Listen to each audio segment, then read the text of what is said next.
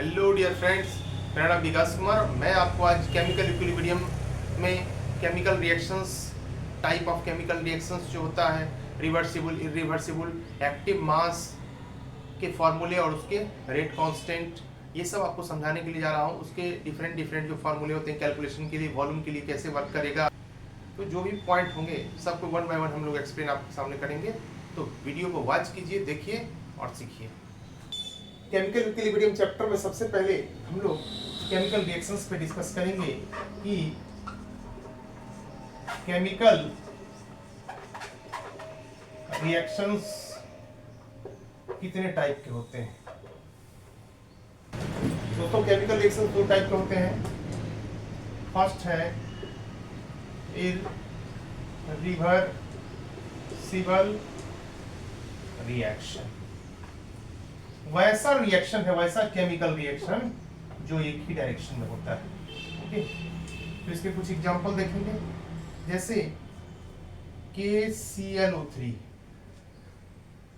अगर इसका 2 मोल लेते हैं और इसका थर्मल डिकम्पोजिशन कराते हैं तो 2 मोल ऑफ KCl बाहर निकलेगा और साथ में यहाँ पर 3 मोल ऑफ O2 गैस बाहर निकलेगा। यह रिएक्शन एक ही डायरेक्शन में होता है, इसी कारण से इसको रिवर्सिबल रिएक्शन भी कहा जाता है। दूसरा रिएक्शन है रिवर्सिबल रिएक्शन। रिवर्सिबल रिएक्शन वैसा रिएक्शन है जिसको हम लोग इस तरह से ऑब्जर्व करेंगे। ये फॉरवर्ड रिएक्शन है, ये बैकवर्ड रिएक्शन है। तो ये इसका साइन है। रिवर्सिबल रिएक्शन के कुछ एग्जांपल्स यहाँ पर हम लोग लिखेंगे।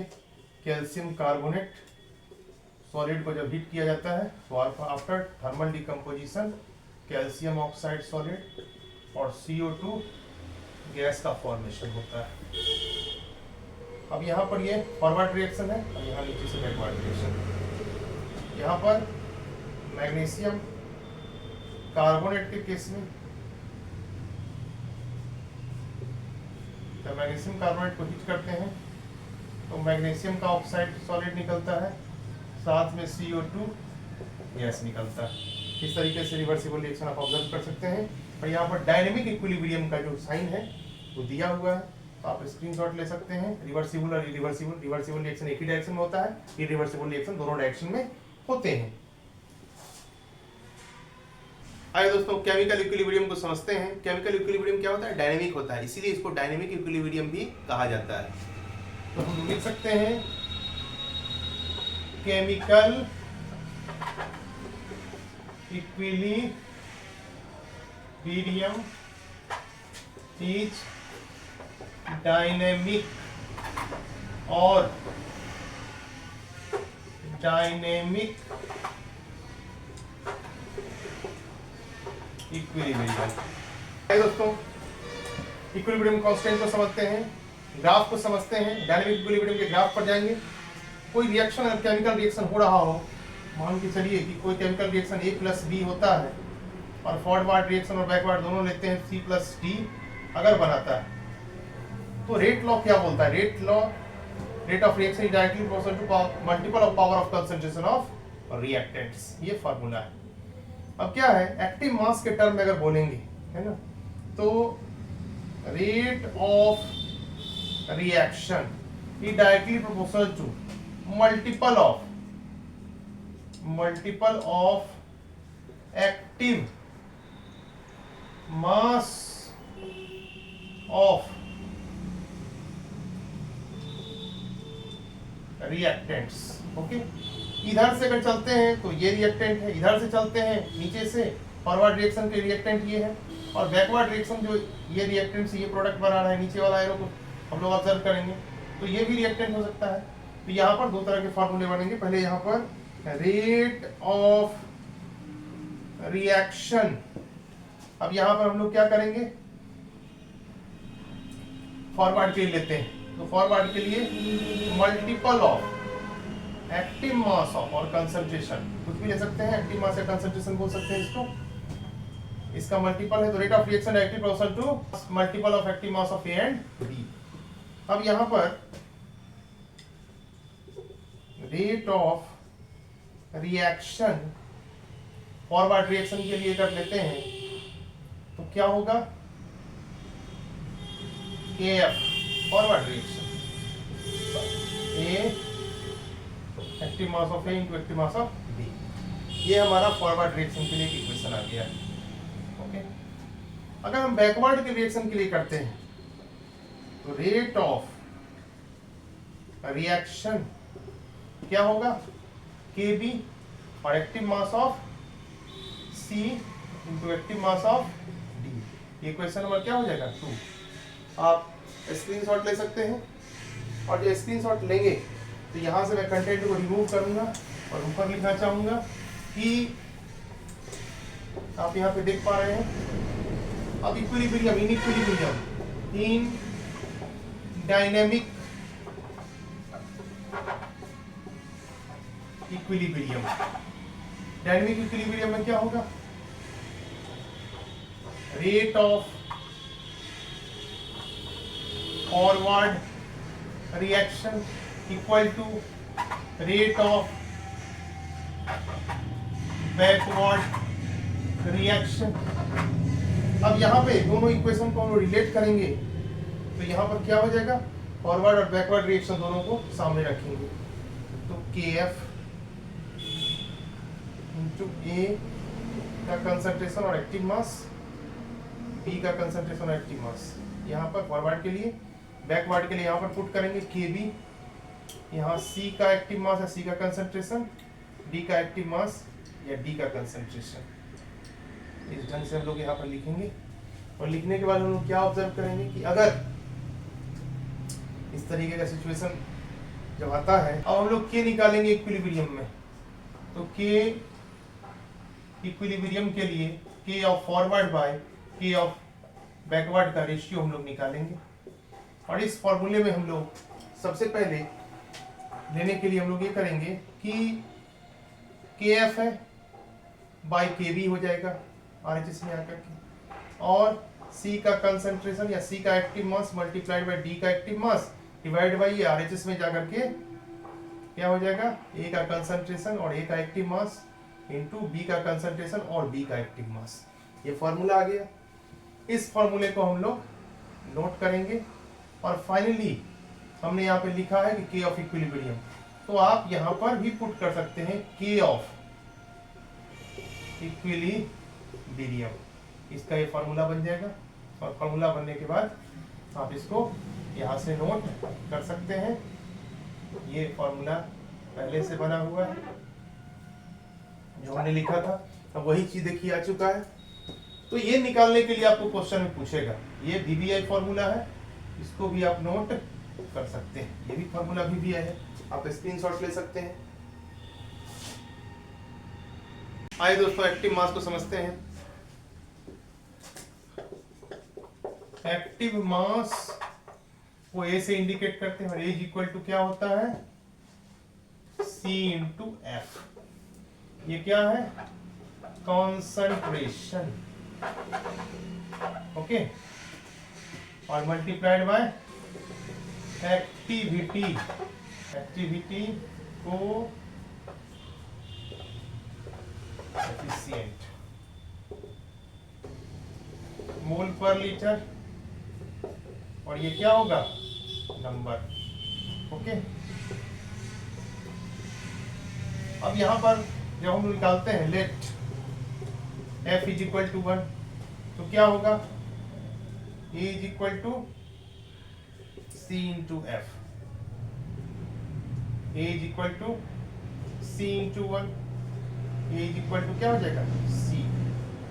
ये एक्टिव मास का फॉर्मूला, और क्या है, इट इज एक्सप्रेस्ड इन मोल पर लीटर और मोल पर लीटर। तो एक्टिव मास को हम लोग मोल पर लीटर में लिखते हैं। In any chemical reactions active mass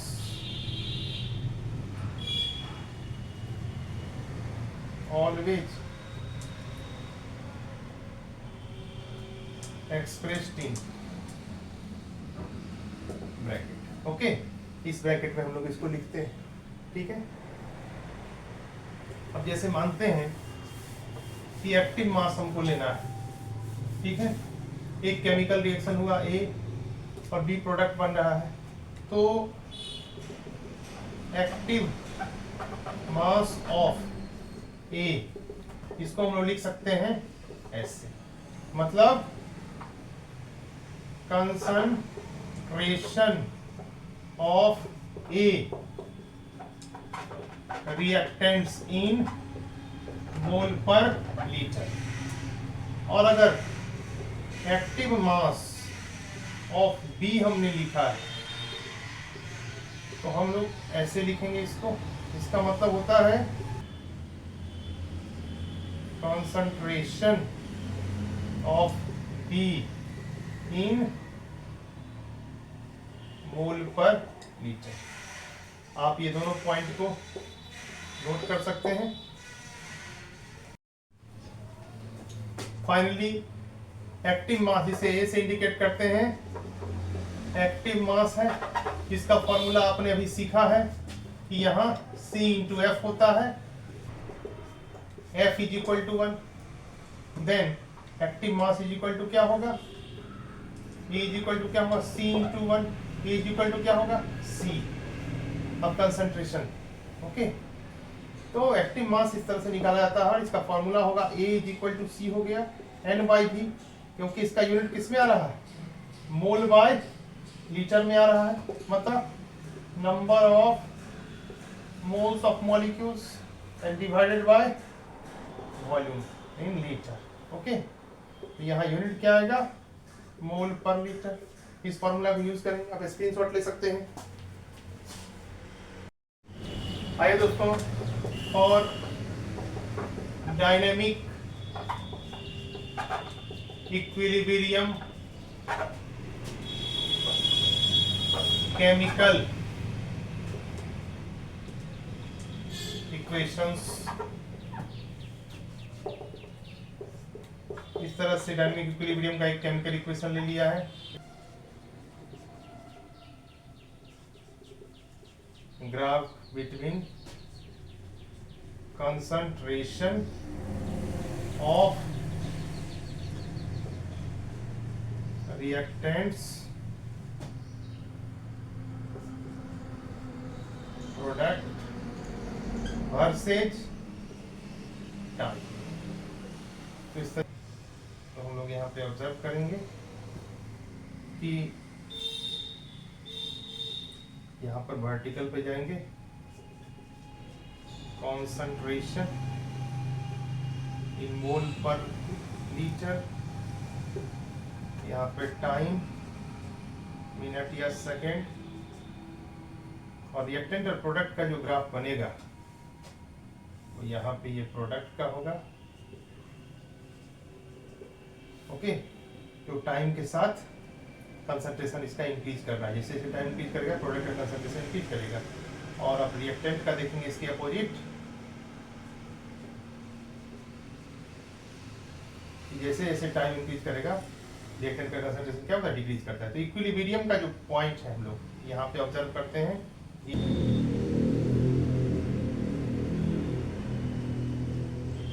इस तरीके से आप स्क्रीनशॉट ले सकते हैं। केमिकल इक्विलिब्रियम में हम लोग अब दो टाइप के रिएक्शंस होते हैं, रिएक्टेंट्स और प्रोडक्ट के जो फिजिकल स्टेट्स होते हैं उसके बेसिस पर ये दो टाइप का होता है, होमोजीनियस और हेट्रोजीनियस। होमोजीनियस केमिकल रिएक्शन वैसा रिवर्सिबल रिएक्शन है, वैसा डायनेमिक रिएक्शन है जिसमें रिएक्टेंट्स और प्रोडक्ट के जो फिजिकल स्टेट्स होंगे वो सेम होंगे, जबकि हेट्रोजीनियस रिवर्सिबल रिएक्शन वैसा रिएक्शन है जिसमें रिएक्टेंट और प्रोडक्ट के फिजिकल स्टेट होंगे वो क्या होंगे, डिफरेंट होंगे। आइए एक करके हम लोग देखते हैं। तो सबसे पहले on the basis of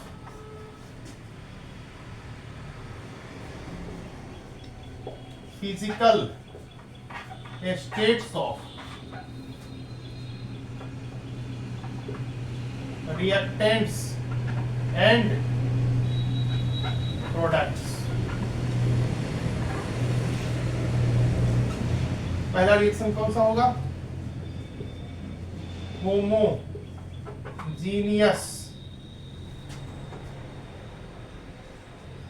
reversible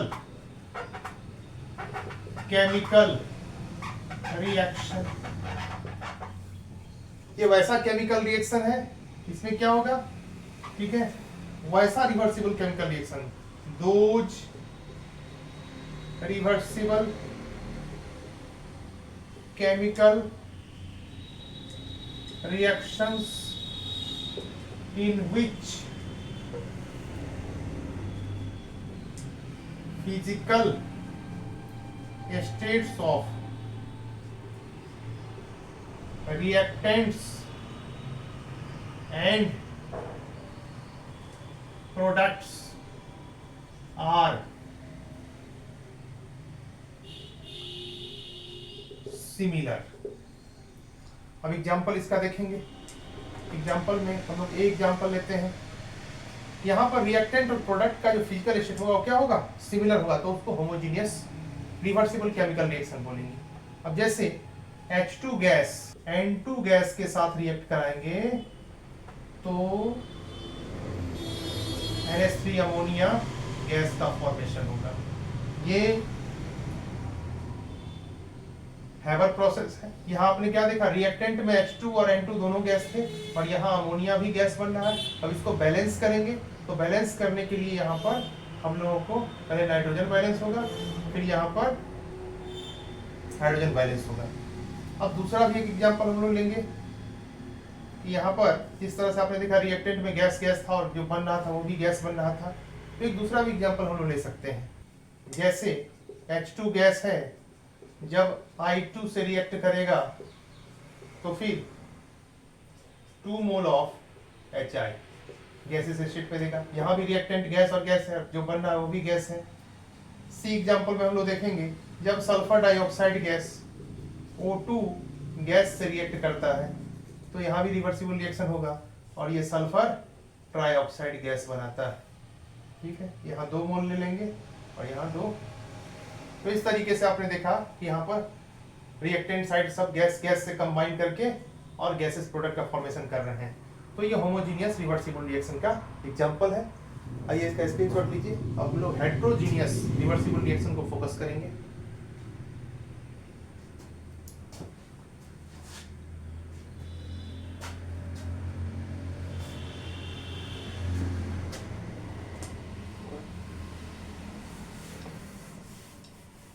अब यहाँ पर हम लोग सेकेंड पार्ट में चलते हैं, हेट्रोजीनियस रिवर्सिबल रिएक्शन। ये क्या है?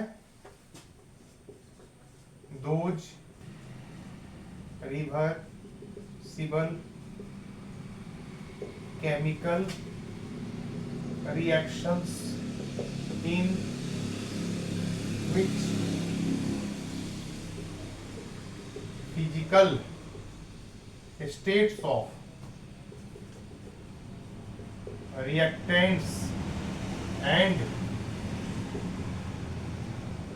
products are not completely